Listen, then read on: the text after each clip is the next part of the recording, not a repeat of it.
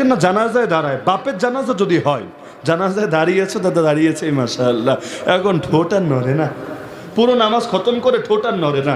যদি জিজ্ঞেস করেন কি ভাই নামাজে কিছু পড়লা না, যে বললো আসলে আয়াতুল কুরসি পড়বো না কুল হু আল্লাহ পড়বো, আমার তো মনে নাই, এখন কি বলতে গিয়ে না কি ভুল করে ফেলি। তো যে চুপ থাকে সে মুক্তি পায়, মানসামাতা না যা, আমি চুপ থেকেছি যাতে করে ভেজালে জড়ায় না যাই। কারণ হালত এমন, ঠোঁট দুইটারে এমনভাবে চাইপা রাখে মনে হয় প্যাডের মধ্যে বোম ফুটলেও একটা দোয়া বের হবে না। আবার ঈদের নামাজে বড় বড় শিক্ষিত লোক আইসা ইমামের ভুল ধরে, খতিবের ভুল ধরে। ঈদের নামাজ, যেই নামাজ মোটামুটি সবাই পড়ে, বাংলাদেশে নাস্তিকেরাও পড়ে এই নামাজ, পড়ে না? সব ভণ্ডরা পড়ে না, মোটামুটি সবাই পড়ে। ঈদের নামাজে আইসাও ওই আমাদের মোবাইলগুলো অনেক সময় হ্যাং মারে না, বিশেষ করে আগের যুগে স্যামসাংগুলো অনেক সময় দেখা যেত মোবাইল চালাতে গেলে এমন হ্যাং মেরেছে, না যায় ডাইনে না বামে, না অফ করা না চালু করা, এগুলো হলো হাতটা তাকবিরে তুইলে হ্যাং মাইরা যায়। এখন কি জানি করা লাগবে, হাত কি বাঁধতে হবে নাকি হাত ছেড়ে দিতে হবে, ছাড়ার পর বাঁধতে হবে না ডাইরেক্ট বাঁধতে হবে। হঠাৎ করে ডাউনলোড ফেল, নেটওয়ার্ক আর পায় না, তার মাথায় সিগন্যাল না পেয়ে কি করে, ব্রাহ্মণবাড়িয়ায় কেউ করে না, বাংলাদেশের কোথাও কোথাও করে, একবার ডাইনে দেখে একবার বামে দেখে, আর ডাইরেক্ট মাথা ঘুরে তো দেখতে পারে না, মানিজ্যতের ব্যাপার আছে, চোখের কোনা দিয়ে দেখে, ডাইনের জন কি করে দেখি, বামের জন কি করে দেখি। এখন যদি দেখে উভয় একই কাজ করেছে সেও করে, সবাই কি আর গোমরা হতে পারে? তাহলে উভয়ে যা করবে এটাই সহি। তো যদি দেখে ডান পাশের জন হাত বেঁধে ফেলেছে, বাম পাশের জন হাত ছেড়ে দিয়েছে, এবার চিন্তা করে হায় হায় কি হবে উপায়, জীবনটাই তো তেজপাতা হয়ে গেছে। কেমন হয় না কি হয় না? হ্যাঁ, একটু মজা করেই বলছে, রাত অনেক গভীর হয়েছে তো টুকটাক মজা করে, না বললে আপনারা বসে বসে ঝিমাবেন, আর বসে বসে ঝিমালে আমারও গাড়ি আগাবে না। রাগ করছেন নাকি আপনারা? কারণ অনেকে ভাবে যে সিরিয়াস আলাপ সিরিয়াস ভাবেই চলতে হবে, হুজুরের মুখে কোনো হাসি থাকা যাবে না, রাগ বের হয়ে আসতে হবে, তাহলে হলো কামেল দিনই আলোচনা। আর হাসাহাসি হলে মাহফিলের রৌনক চলে যাবে, এমন কথা আছে নাকি কোনো? আমাদের এমন উস্তাদও ছিলেন সুবহানাল্লাহ, হাসতে হাসতে পেটে ব্যথা হয়ে যেত, তো এই হুজুররা 2.5 ঘন্টা 3 ঘন্টা ক্লাস করালেও বিরক্ত লাগতো না। এই আমরা এমনও হয়েছে রাত 2:30-3টা পর্যন্ত হাদিসের সবক পড়েছি। দাওরাই হাদিসের বছর হয়তো আপনাদের মধ্যেও থাকতে পারেন, কিন্তু কোনো ক্লান্তি আসে নাই, ঘুম আসে নাই, উপরন্ত মতন পড়েছি আলহামদুলিল্লাহ, আমি পড়েছি, ক্লান্তি আসে নাই কেন? কারণ একটু পর পর হুজুর এমন এমন কথা বলতেন, ঘুম বাবাজি আপনা আপনি বিদায় হয়ে যেত। তো আমির মুয়াবিয়াকে চিঠি লিখছে, মনে আছে তো, রোম সম্রাট, আমি দেখতে পাচ্ছি তুমি হক আর তোমার প্রতিপক্ষ আলী হলো বাতিল, তুমি যদি অনুমতি দাও আমি বিশাল বাহিনী পাঠাবো তোমার সাহায্যে, তারা আলীর কল্লা কেটে তোমার কদমে লুটিয়ে দেবে। এই যুগ হলো লাফায় লাফায় আর রাজি হতো, আমার বিরোধী দলকে দমায় দিবে বিদেশি শক্তি, আর কি লাগে? আরে ও জিতলেও লাভ হারলেও লাভ, কারণ বিদেশি শক্তি যদি জেতে দিন শেষে তো আমারই ক্ষমতা বুঝাই দিবে, আমার লাভ, আর যদি হারে তাও সমস্যা নাই, আমার তো বদনাম হবে না, ভিতরে ভিতরে কি হয়েছে এটা তো আর মানুষ জানবে না, উভয় সুরতে লাভ। কিন্তু যেই সময় উভয় পক্ষে লড়াই হচ্ছে, মানে হালতটা আপনি বুঝেন, এখন তো আমাদের হুজুরদের মধ্যে ইখতিলাফ চলে সর্বোচ্চ মুখের একটু রাগারাগি পর্যন্ত, কিন্তু মুখের রাগারাগি না, বরঞ্চ ফিল্ডে যুদ্ধ চলছে, রক্ত ঝরছে, প্রতিদিন ডজন ডজন সাহাবী তাবেঈ শহীদ হচ্ছে। এই সময় আমির মুয়াবিয়া ফিরতি চিঠি লিখে পাঠালেন, প্রথম বাক্য শুনলেই শরীরের পশম দাঁড়িয়ে যায়, ইয়া কালবার রোম, হেরোমের কুত্তা। শব্দ কি? হেরোমের কুত্তা, কান খুলে শুনে নে, ভাইয়ে ভাইয়ে ভুল বোঝাবুঝি হয়েছে, আরে মাঝখানে এসে নাক গলানোর তুই কে? ভাইয়ে ভাইয়ে সমস্যা হয়েছে, সমাধান এক সময় হয়েও যাবে, কিন্তু কান খুলে শোন, আমাদের ভেতরে সমস্যাকে কাজে লাগিয়ে তুই যদি তোর কুফরি এজেন্ডা বাস্তবায়ন করতে চাস, আরেকবার যদি এমন দুঃসাহস দেখাস, আমি মুয়াবিয়া এমন এক বিশাল বাহিনী পাঠাবো যার প্রথম সদস্য থাকবে তোর সামনে রোম দেশে, লাস্ট সদস্য থাকবে আমার সামনে শাম দেশে, তারা তোর কল্লা কেটে আলীর কদমে লুটিয়ে দিবে। কি বুঝলেন? আপোষে ইখতিলাফ তুঙ্গে, কিন্তু কাফের মুশরিকদের সুযোগ নিতে দিচ্ছে না মোটেও। এটাই ইসলামের সৌন্দর্য, ইখতিলাফ উম্মতি রাহমা, এটাই হলো মূল কথা। ইখতিলাফ নাই কার মাঝে রে ভাই, আরে এক দল আরেক দল বাদ দেন, এক সার্কেলের মানুষের মধ্যেও তো ইখতিলাফ থাকে। দু একটা ছোট উদাহরণ দিব সেটা বোঝার স্বার্থে, মাসালা বলার স্বার্থে না। তাহাজ্জুদের নামাজ ধরেন রমাদানুল মুবারকে জামাতের সাথে পড়া উচিত নাকি উচিত না, এই মাসালাটাই যদি আমি বলি, যেমন আমাদের সিলেটে আসেন দাওয়াত থাকলো রমাদানুল মুবারকে, অসংখ্য মসজিদে যেমনি ভাবে তারাবি হয় জামাতে, তাহাজ্জুদ হয় জামাতে, তারাবিতে আলাদা খতম, তাহাজ্জুদে আলাদা খতম। তো শাইখুল আরবি ওয়াল আজম আওলাদ রসুল হুসাইন আহমদ আল মাদানী নওয়ারাল্লাহু মারকাদার মত ছিল এটা, এবং তার সন্তানরা আজও পর্যন্ত এই মতের উপর চলেন। যেমন সিলেটেও এসে অনেক সময় মাহমুদ মাদানী সাহেব তিনি নামাজের ইমামতি করেন। কোন নামাজ? তাহাজ্জুদের নামাজ। কিন্তু হাকিমুল উম্মত মুজাদ্দিদে মিল্লাত শাহ আশরাফ আলী থানভী নওয়ারাল্লাহু মারকাদার অনুসারীদেরকে দেখেন, তারা এভাবে নামাজ পড়াকে, তাহাজ্জুদকে জামাতের সাথে পড়াকে সমর্থন করেন না। আমাকে বলেন, কারে হক বলবেন, কারে বাতিল বলবেন? দারুল উলুম দেওবন্দকে জিজ্ঞেস করেন মাহফিলের বয়ান ভিডিও করা জায়েজ আছে কিনা? দারুল উলুম দেওবন্দ বলবে না জায়েজ, হারাম, ফি নারি জাহান্নাম। দারুল উলুম করাচিকে জিজ্ঞেস করেন জায়েজ আছে কিনা? বলবে অবশ্যই জায়েজ, নিঃসংকোচে এই দিনই আলোচনাগুলো জরুরতের খাতিরে করতে পারো। কারে হক বলবেন, কারে বাতিল বলবেন? দেওবন্দের পক্ষ নিতে গিয়ে করাচির বিপক্ষে বলার হিম্মত আছে? আবার করাচির পক্ষ নিতে গিয়ে দেওবন্দের বিপক্ষে বলার হিম্মত আছে? না, বরঞ্চ ইখতিলাফগুলো ছিল, আছে, থাকবে। ময়দানের মুজাহিদদের মধ্যে ইখতিলাফ হয় না? আরে আলেম ওলামার মধ্যে ইখতিলাফ হয় না? দায়ীদের মধ্যে ইখতিলাফ হয় না? যে ইখতিলাফ দলিলের আলোকে হয় এবং দলিলের মধ্যে সুযোগ থাকে, সে ইখতিলাফ নিয়ে কেউ কখনো উগ্রতা দেখায় না। না হলে থানবী সিলসিলার কোন লোক মাদানী সিলসিলাকে গালি দিবে? মাদানী সিলসিলার কোন সুপুরুষ থানবী সিলসিলাকে গালি দিবে? হিম্মত আছে নাকি কারো? আরে আছে নাকি কারো? আরো বহুত মাসালা এমন দেখানো সম্ভব যেখানে এ ধরনের ইখতিলাফ চলছে, কিন্তু আলহামদুলিল্লাহ এগুলো নিয়ে কোনো বিরোধ হচ্ছে না। এমনকি আল্লাহকে সাক্ষী রেখে বলি, আমি একজন হানাফি, কিন্তু কেউ যদি ইমাম শাফিঈকে গালি দেয়, আল্লাহর কসম আমার এই জবান এক সেকেন্ডের জন্য বন্ধ থাকবে না।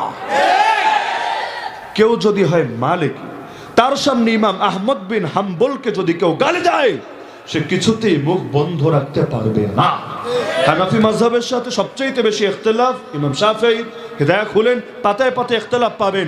কিন্তু তাই বলে ইখতিলাফের জায়গায় মহাব্বতের জায়গায় তার ইজ্জত নিয়ে কেউ ছিনিমিনি খেললে, আরে এই মুসলমান কিছুতেই বসে থাকতে পারে না। এটাই তো কথা। আমাদের মধ্যে বিভিন্ন ইখতিলাফ আছে, কিন্তু কুফফারের বিরুদ্ধে তো আমরা এক এবং আমরা অভিন্ন। তার মানে পুরো কথার মূল কথা কি? ইলমি ইখতিলাফকে ইলমি ভাবে রাখলে এবং এটাকে কেন্দ্র করে যদি তর্কাতর্কিও হয়, দলও ভাগ হয়, কিন্তু এটার কারণে যতদিন পর্যন্ত নববী নির্দেশনা মেনে চলে, দ্বীনের ক্ষতি হয় না, খেলাফতের পতন হয় না। এর কারণে কাফের মুশরিকরা চান্স পায়, বিষয়টা এমন না। তবে আমাদের অনৈক্য মূলত এ কারণে না, অনৈক্য হয়েছে অন্য কারণে। কি কারণে বলবো? লম্বা চওড়া করে বলবো না, শুধু পয়েন্টগুলো ধরিয়ে দিয়ে যাব।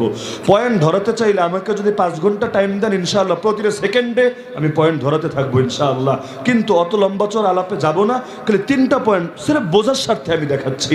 যেমন জাতীয়তাবাদ, নাম শুনেছেন? মানে কি?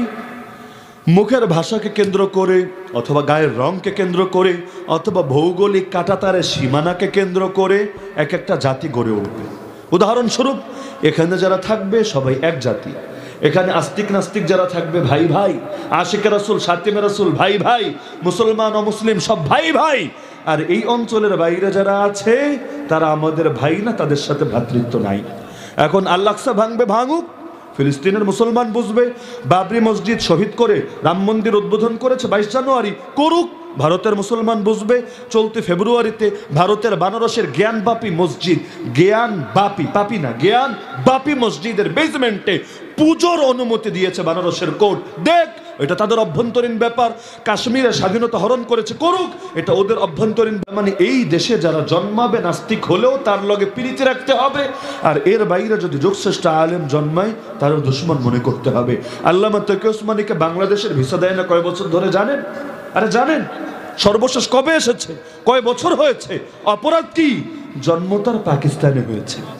আর জন্ম যদি ভারতে হয়, সে যদি গুজরাটের কসাইও হয়, তার হাত যদি হাজারো মুসলমানের রক্তে রঞ্জিত থাকে, তবুও সে আসবে, কেউ ঠেকাতে পারবে না।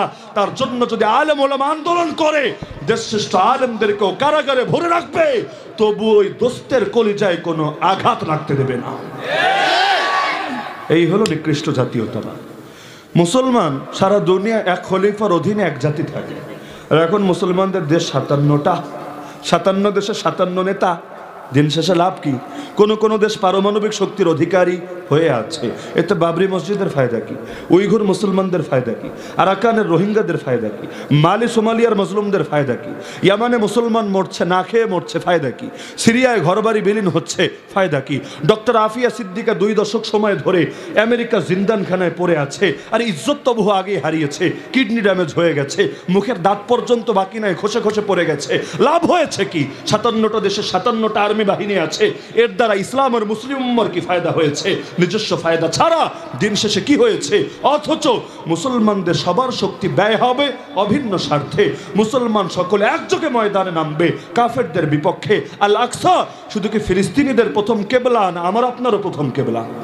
আল আকসা রক্ষা করার জন্য লড়াই করার দায়িত্ব শুধু হামাসের, শুধু গাজার মুসলমানদের, শুধু ফিলিস্তিনিদের? আল্লাহর কসম, যারাই আল্লাহকে রব বলবে, মুহাম্মদ সাল্লাল্লাহু আলাইহি ওয়াসাল্লামকে নবী বলবে, কাবাকে কিবলা বলবে, কোরআনকে ধর্মগ্রন্থ বলবে, সকলের জন্য আল আকসাকে রক্ষা করা ফরজ দায়িত্ব হবে। এমনকি যতদিন পর্যন্ত তথাকথিত রাম মন্দিরের প্রতিটা ইট খুলে না নেবে, বাবরি মসজিদকে তার প্রাপ্য মর্যাদা ফিরিয়ে না দেবে, ততদিন পর্যন্ত লড়াইয়ের এই দায়িত্ব কাঁধের উপর অর্পিত থাকবেই থাকবে। যত যুগ যাক না কেন, কিছুতেই আগুন নিভবে না, নিভতে পারে না।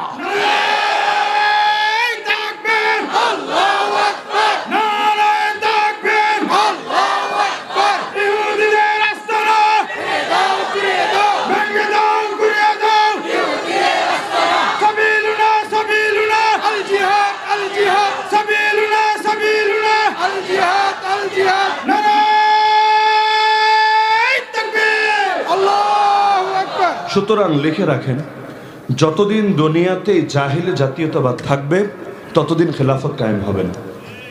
কারণ খেলাফত আর খলিফা দেশ ভিত্তিক হয় না। বাংলাদেশের খলিফা অমুক, ইন্ডিয়ার খলিফা অমুক, পাকিস্তানের অমুক, সৌদি আরবের অমুক। এটা কি তামাশা? খলিফা এক দুনিয়ায় কয়জন? স্বাভাবিক মাসালা একটা, কয়জন? হ্যাঁ, যেই জামানায় গ্লোবালাইজেশন হয় নাই, গোটা দুনিয়া এক গ্রামের মতো হয় নাই, ওই জামানায় তাও টুকটাক ছাড় দিলে তাও একটা কথা ছিল। কিন্তু এই জামানায় সবই তো এক। ওই ইউরোপে কি আর বাংলাদেশে কি প্রতি মুহূর্তে গোটা দুনিয়া একসঙ্গে জড়িয়ে গিয়েছে নাকি যায় নাই? এখন আমেরিকায় কি হচ্ছে? বাংলাদেশে বসে আমাকে আপডেট দিতে পারবেন না? সব পারবেন। তা আমাদের বন্ধু এক, শত্রু এক। বাংলাদেশের রাজনীতি নিয়ে আমেরিকা চিন্তা করে, আর আমেরিকার ভিতরে কি হয় না হয় এটা নিয়েও বাঙালি ফিকির করে, এটাই স্বাভাবিক ব্যাপার। সুতরাং এক দুনিয়ায় খলিফা কয়জন হবে? তো এখন সব মুসলমানরে এক দল হওয়া লাগবে নাকি লাগবে না? এই জাতীয়তাবাদ দেশই আমাদের সর্বশেষ খেলাফতকে বিদায় করেছে। আমাদের খেলাফত ছিল না? সর্বশেষ খেলাফতের নাম কি? এটাও যদি না কর তাহলে কেমনটা লাগে? মাশাআল্লাহ, যাক কিছু জবাব এসেছে। শহীদ বাড়িয়ার মুসলমান হারলাইন আগে থাকতে হবে। আমাদের পূর্বপুরুষরা তো ছিল, আপনারা যদি না থাকেন তাহলে আমরা তাদের উত্তরসূরি হওয়ার যোগ্যতা হারিয়ে ফেলবো। হার লাইনে আগে থাকবেন, জান দেওয়ার লাইনও আগে, জিহাদের লাইনও আগে, ইলমের লাইনও আগে। ইনশাআল্লাহ জাতির নেতৃত্ব আপনারা দিবেন, মনে থাকবে না? মক্কা একসময় জাহেলিয়াতের রাজধানী ছিল, পরবর্তীতে তাওহীদ আর সুন্নাহর রাজধানী হয়ে গেছে। তো চট্টগ্রাম বিভাগ বেদাতের রাজধানী হয়ে আছে, এটা তো আমি আগেও বলেছি, ওখানে গিয়েও আমি বলি, কিন্তু সেদিন বেশি ধরে না, চট্টগ্রাম বিভাগ তাওহীদ আর সুন্নাহর রাজধানী হবে ইনশাআল্লাহ। যেখানে অন্ধকার বেশি ওখান থেকেই আলো অনেক সময় জ্বলে যায়। বাতির নিচে অন্ধকার থাকে, অন্ধকারের নিচে আবার বাতি থাকে, এই বাতিকে জ্বালাতে হবে।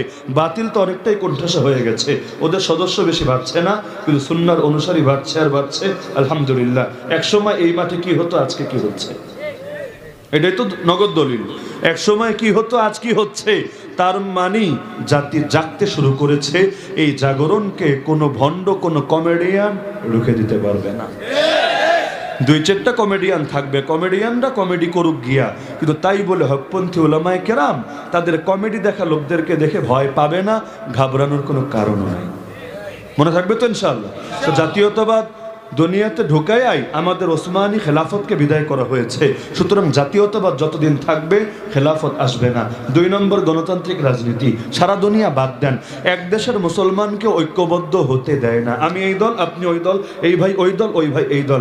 আমি মরলে আপনি খুশি, আপনি বিপদে পড়লে আমি মিষ্টি বিলাবো, ওই ভাই জেলে গেলে সে উল্লাসে ফেটে পড়বে, এ বিপদে পড়লে এ নাইচে নাইচে যেন আসমানে উঠবে। কারণ একজন চায় আরেকজনকে যে কোনো মূল্যে দমাতে, খালি ভোটাভুটিতে দমাতে না, বরং জেলে ঢোকায় হোক, হামলা করে করে হোক, মামলা করে হোক, যে কোনোভাবে হোক, দেশ ছাড়া করে হোক, একজন চায় আরেকজনকে দমাতে। তো মুসলমানে যখন মুসলমানের পেছনে কামড়াবে, ওরে দমাতে আর কাফের লাগবে না, একজনই আর একজনটা দমায় দিবে।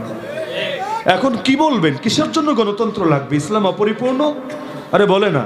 হ্যাঁ বলবেন উন্নয়নের জন্য গণতন্ত্র লাগবে। কেন, চায়না কি উন্নতি করে নাই? চায়নায় কি গণতন্ত্র আছে? রাশিয়া বা রাশা যেই শব্দ বলেন, ওরা কি উন্নতি করে নাই? ওদের কি গণতন্ত্র আছে? কেন, মিডল ইস্ট কি উন্নত হয় নাই? ওদের কয়টা দেশে গণতন্ত্র আছে? আমরা কি উন্নত ছিলাম না? একসময় সারা দুনিয়াকে কি আমরা শাসন করি নাই? আমরা জ্ঞান বিজ্ঞান সভ্যতা শিখাই নাই? কিভাবে করলাম? তো সব কিছু নিয়ে তন্ত্রের মধ্যে ঢুকাতে হবে কেন?